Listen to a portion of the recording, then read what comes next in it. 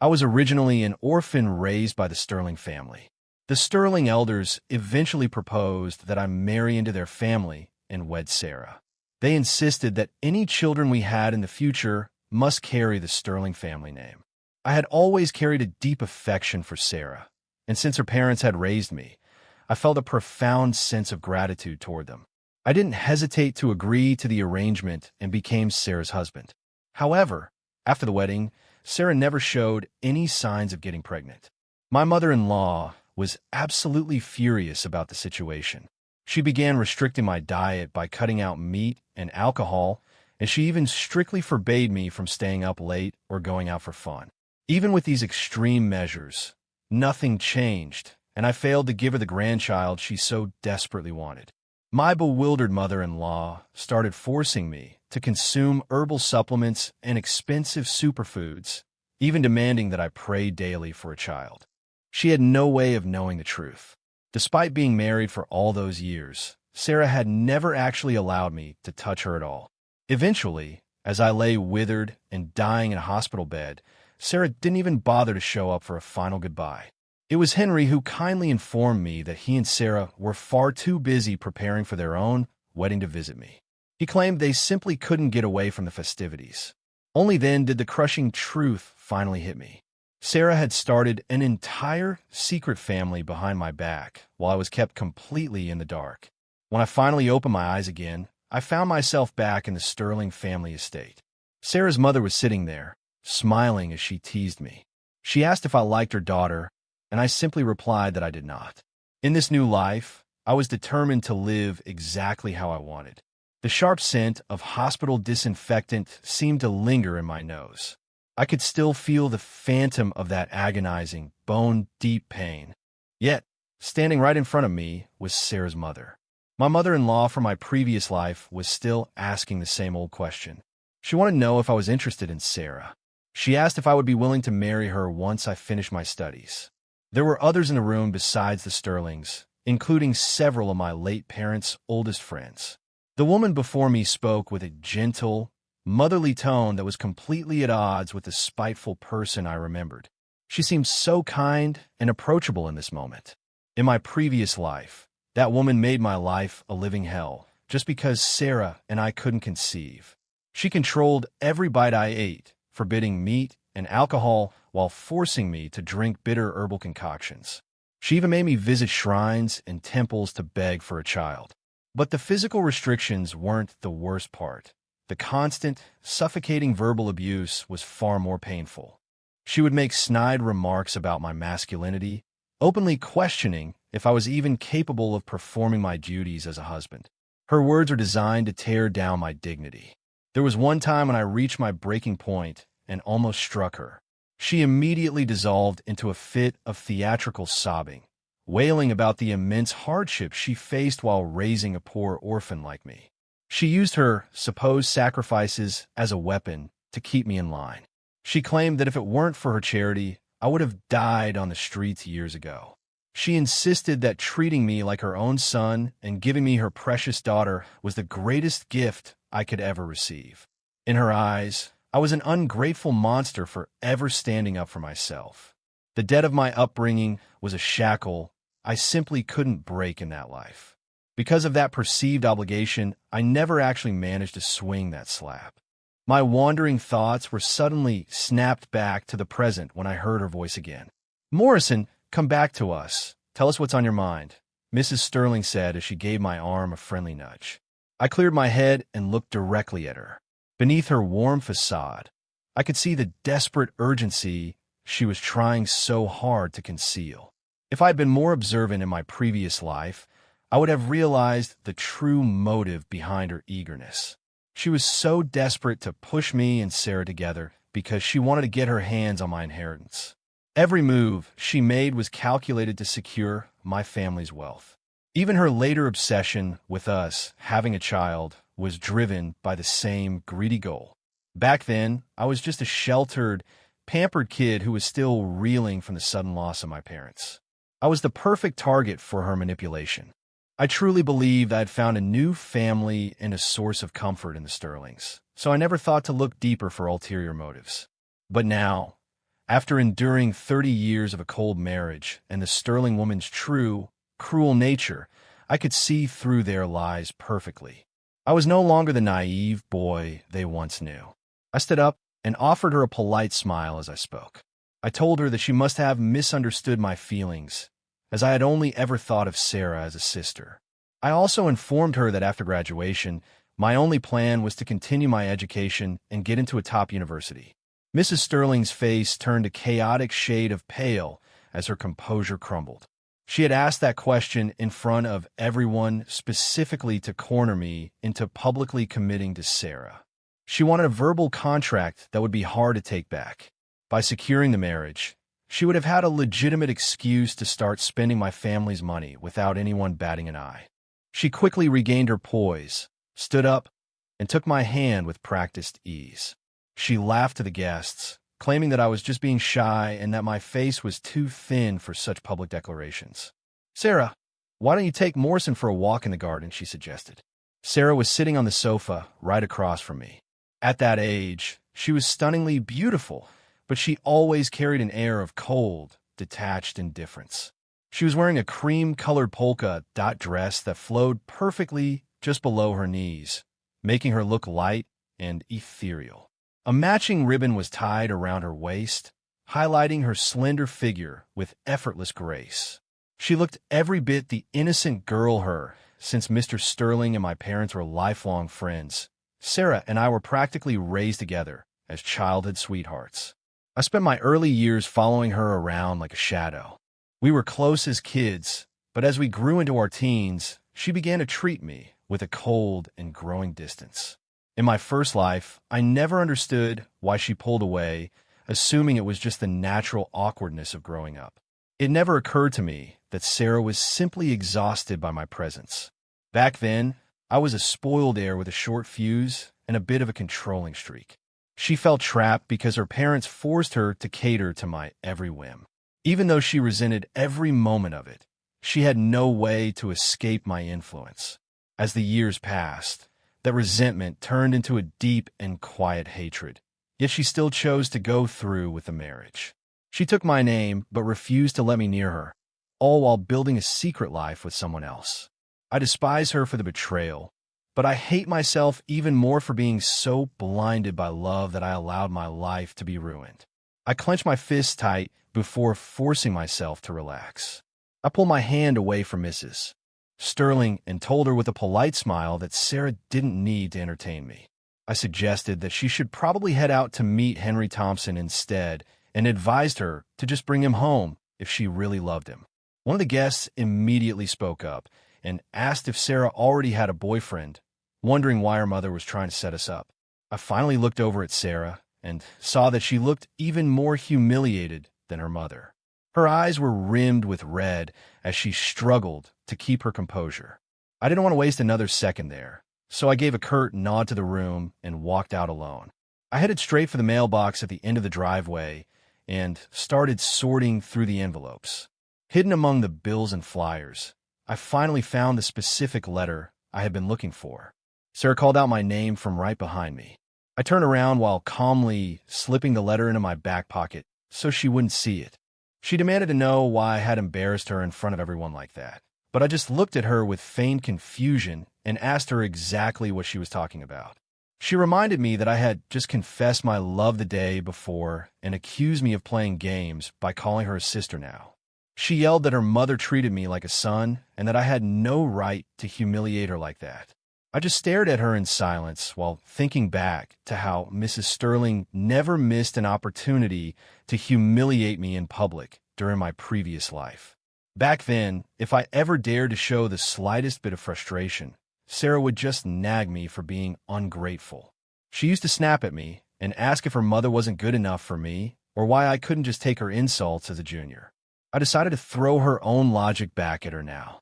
I told her with a smirk that if her mother really viewed me as a son, then she should expect some teenage rebellion and shouldn't be so sensitive about a few comments. She bit her lip and went quiet for a second before telling me that I was acting very strange toward her mother lately. I knew she was right because in my first life, I've been a perfect subservient pet to the Sterling family. I had buried my pride and spent every day trying to please them after my parents died in that tragic accident. I was always careful never to say a single word that might upset them. I gave a short laugh and asked why she was even upset since she was the one who always hated me following her around. I pointed out that I was finally giving her exactly what she wanted by leaving her alone. It seemed ridiculous that she was suddenly bothered by the lack of attention. I turned my back on her and started walking away because I was eager to read the letter in my pocket. She stammered out a weak denial, but I just told her that it didn't matter anymore. In my heart, I knew that her feelings were completely irrelevant to my new future. Sarah frowned and told me I was being difficult for not listening to her advice. Since my parents had passed away and left me with no one else, her attitude had changed completely. She used to be timid around me, but now she felt entitled to talk down to me as if I were a burden. Her advice was just a manipulative tactic to keep me under her thumb until she could trick me into a marriage proposal. In my previous life, as soon as we were engaged, the Sterling family claimed their business needed a cash infusion and convinced me to hand over my inheritance. That money was what allowed them to build their entire empire in Atlanta. It was a time of massive economic growth, and there were opportunities to make a fortune everywhere. They used my parents' hard-earned legacy to monopolize the real estate and food sectors. They became the wealthiest family in the city, while I was treated like a second-class citizen in my own home. In this life, I planned to reach the top on my own and watch the Sterling family destroy themselves from a distance. I didn't want to waste another second arguing with her. I simply told her that if she found me difficult, she would just have to learn to live with it. I rushed to my room and ripped the envelope open to find a letter from an uncle I never knew existed. He was my mother's half-brother who had moved to London years ago to start a new life. It made my blood boil to realize Mrs. Sterling had been intercepting these letters and hiding my only remaining family from me for years. In my first life, I didn't discover his attempts to contact me until it was far too late to change anything. There were 10 large bills and a one-way plane ticket to London tucked inside the envelope this time. I looked at the ticket and realized that my escape from this house was finally within reach. My eyes welled up with tears as I realized that I wasn't actually alone in the world. The flight was scheduled to leave from Savannah in just 4 days. I knew right then that I was leaving this city and never looking back. The graduation party was held at a high-end lounge downtown, since that was the place to be back then. Sarah was already there, surrounded by her friends when I walked through the doors. Someone jokingly asked her where her little shadow was and why I wasn't glued to her side as usual. Sarah rolled her eyes and told everyone that I was a constant source of annoyance and that she would never dream of marrying me. The whole group burst into laughter at my expense. One of her friends teased her by asking if she had a crush on Henry Thompson instead. The crowd started cheering as they pushed Sarah closer to Henry Thompson while the guys standing near me shifted uncomfortably. The flashing lights of the lounge finally caught my face, and the room went dead silent as they realized I had heard everything. I just walked toward the center of the group and remarked on how much fun they seemed to be having. Sarah instinctively moved closer to Henry and asked me what kind of game I was playing this time. I wanted nothing more than to expose their pathetic secret right there and then. However, since they hadn't actually done anything yet, no one would believe me if I told them about the years of misery they caused me in another life. I smiled and asked Sarah why she kept taking expensive jewelry from me if I was so repulsive to her. She looked taken aback, but her friends quickly jumped in to say that gifts didn't mean she owed me a relationship. I just clapped my hands together and told them that if I wasn't wanted then, I was more than happy to leave. Sarah followed me out into the hallway and tried to explain herself, but a sudden shout from the lounge interrupted her. Someone yelled that Henry Thompson had collapsed on the floor. Sarah didn't hesitate to abandon our conversation and told me she would explain later before rushing back to his side. She was already gone before she even finished her sentence, frantic to be with Henry. I watched her run away with total indifference and walked out of the building for the last time. There would be no more explanations or second chances because I was moving to London in 3 days. I was done with her and this city forever. By the next afternoon, Sarah was pacing the halls and asking the butler if I had come home yet. When he told her I hadn't been seen, she scowled and started complaining about how arrogant I was acting. She kept acting as if my absence was just another way for me to get her attention. One day turned into 3, and I still hadn't returned to the Sterling estate. Her annoyance quickly turned into genuine panic as she started calling everyone in my contact list. Every single person told her the same thing, which was that they hadn't seen me since the night of the party. She finally broke down and burst into my bedroom only to find it eerily empty. She frantically searched through my drawers and closet before noticing a small note tucked under a book on the desk. It was a cold goodbye addressed only to her parents, telling them not to bother looking for me. I reached my uncle's estate in the English countryside 3 days later.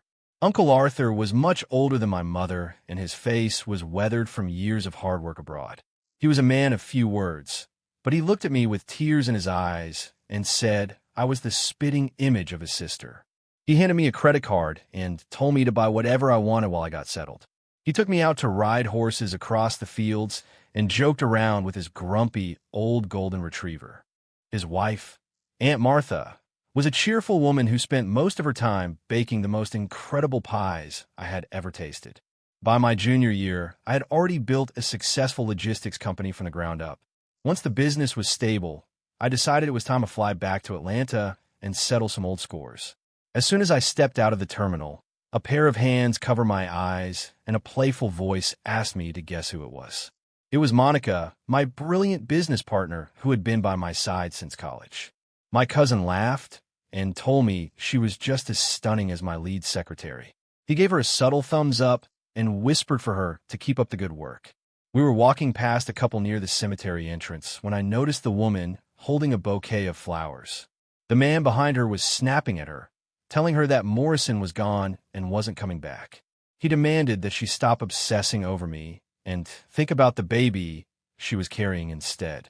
The voice was hauntingly familiar, so I turned around to confirm my suspicions. It was indeed Henry Thompson and Sarah Sterling. Henry wouldn't stop complaining until Sarah finally snapped, grabbed the umbrella from his hand, and threw it into the mud. She yelled at him to just be quiet for once because he was driving her crazy. Henry turned red with rage and stomped the umbrella into the ground with his boot. I didn't want them desecrating my parents' final resting place with their drama, so I called security to have them removed. The gala was in full swing when the host, Martin, noticed a disturbance at the entrance. The staff explained that a man named Mr. Sterling was trying to force his way in without an invite. Martin glanced at me since he was well aware of my complicated history with that family. The truth was that the Sterling family business had been failing for years due to their own incompetence. No one in the industry wanted to touch them anymore. They had no idea that without my inheritance to prop them up, their little empire had been doomed from the start. Sarah spotted me across the ballroom, and her eyes immediately locked onto mine. She rushed through the crowd and told me how glad she was that I had finally come home. There was a desperate, hungry look in her eyes that made her look years older than she actually was. I pulled my hand away from Mrs. Sterling's grasp and asked her why she had hidden my uncle's letters for all those years. I reminded her that I had been old enough to make my own choices and that her deception was the reason I had left without a word. Sarah started to cry as she pulled a cheap, repaired bracelet out of her purse. She claimed that she had only been looking for me that night to apologize and beg for another chance. She promised me that she had changed and would never make the same mistakes again. I took a sip of my drink and asked her if Henry Thompson knew she was here throwing herself at me. I told her quite bluntly that I was there to conduct business and that I had no interest in wasting my time on her. Her entire body began to shake as the reality of my indifference finally set in. Henry lost his mind and punched Sarah so hard that she collapsed onto the pavement. I saw blood start to stain her dress, but I just looked away and stepped into my car. As we drove off, I could still hear her screaming my name through the rain, but I didn't look back once. Mrs. Sterling eventually lost her mind after the business collapsed and began wandering the streets, talking to people who weren't there. She was involved in a terrible accident after running into traffic during one of her episodes. She ended up completely paralyzed and confined to a hospital bed for the rest of her life. No one realized that Sarah had been carrying a kitchen knife in her bag until she used it to end Henry Thompson's life during an argument. She was arrested immediately after the police arrived at the scene. I decided to play the part of the grieving former ward and paid for Mrs. Sterling's medical bills to maintain my public image. I leaned over her bed and whispered into her ear with a cold smile. I asked her if she remembered the previous life where she treated me like her personal servant. She tried to strike out at me in a fit of rage, but her paralyzed limbs couldn't even reach the edge of my suit. Sarah begged for one last meeting before her execution date arrived.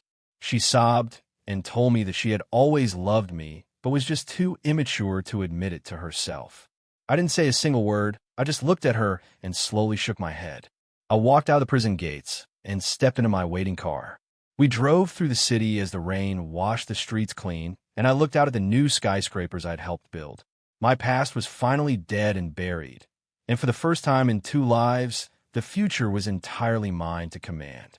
True strength doesn't come from the act of revenge, but from the ability to build a life full of light and dignity, even after witnessing the darkest parts of human nature.